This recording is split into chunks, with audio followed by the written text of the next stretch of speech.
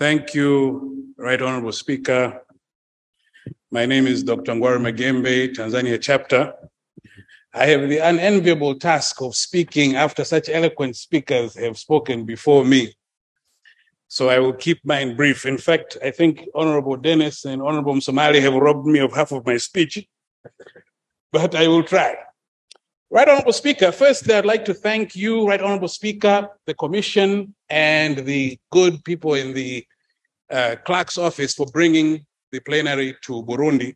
Within the 5 years that I've been a member of IALA, we have never had our plenary in Burundi, and I saw from His Excellency's speech that the last plenary here was in 2016, so we are very thankful for that. The people of Burundi are always very friendly. We love absorbing the rich culture and history of this country, and we enjoy eating mkeke. And as my brother Kennedy Mkulia says, we enjoy integrating. So please feel free to bring it here again in the future. Right Honorable Speaker, after that, I would like to join my honorable colleagues and also to speak on behalf of the colleagues who will not get an opportunity to speak here today in thanking His Excellency, the President, His Excellency Everest Ndayishimiye, for taking his time to come and open our assembly. He made a very, very good speech. In Swahili, we would say, speech yake ilikuwa imejaa madini. His speech had a lot of diamonds and precious stones. I will mention two. One very briefly, because Honorable Msomali spoke about it very well, and also Honorable Namara. The first one was he made a point that there were still a lot of NTBs within the community, especially with respect to the common market, and he provided a solution.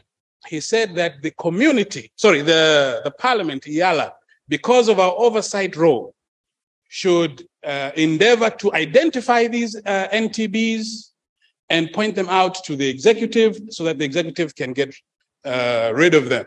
We will continue to do so. I can pledge on behalf of my colleagues that we'll continue to work hard to do so, even though we have a very constrained budget. Secondly, the point which I am very, very happy that the President made is the point that in order for this community to move forward, we must get the buy-in of the youth. There are more than 60% of the population of East Africa is young people, people under 40. I am no longer youth, that means I graduated last year, but nevertheless, I've often been quoted on this floor and outside of Parliament, and recently even with my brother, the Right Honorable Hassan from Kenya, when people say, why isn't East Africa like Europe? In Europe, there are only lines as borders. In Europe, the currency is one.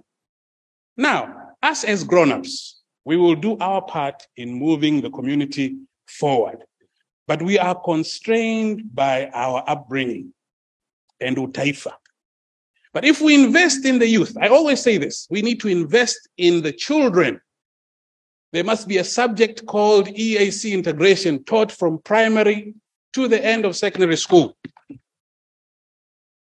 The anthem must be sung at every assembly every morning. And when a student graduates when a student graduates standard 7 in Gulu, in northern Uganda, that student must be taken from Gulu and must be taken to Mwanga, Greenbird Secondary School. And if we have the children buy in the integration, that is the only way that I can see that we will move as fast as our brains want us to move.